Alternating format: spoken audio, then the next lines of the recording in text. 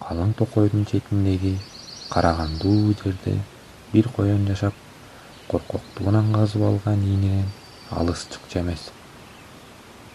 Бир күнү Коркуп ийинде жата берип, кантип күн көрөм? Атасынын көрүм, баатыр кылайын. деп ойлоду да ошол замат ийинден чыкты. Эки жагын каранып, тиштерин арсайтып, жүндөрүн үрпөйтүп, так алдында турган арстанды көрө койду да жыгачтай катып калды.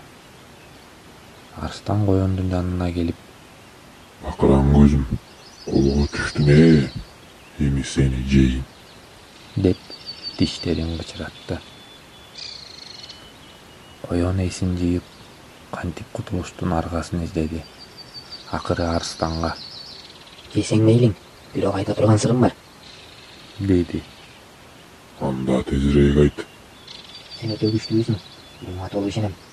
Бирок тегетигиңде буруктан сенден да чоң арстан бар. Ал баягы күнү сени жейин деп ачуудан чапканын уккам. Болболо ошого бир беттешип көр, үчүңдү көзүң көрүп калсын. Мени анан жебейсиңби? Эч кайда качпайм, сөз берем. Арстан чындап ачууланып: Кана, кайсы жерде? Ээрчитип баргын. деп буйрук кылды. Коён арстанды терең кудукка ээрчитип барып: Мына, ушул кудукта, өзүң карап көр. деди. Арстан кудукту карап, өзүнүн сөлөкөтүн көрдү да: Мен ушундан кантип кем калайын? Кана, кармашып көрөлү. деп кудукка куюндап кирди.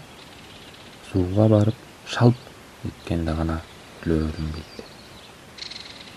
Ошентип коён амал менен арстанды өлтүрүп, Анык, макул да. деп секирип жолго түштү.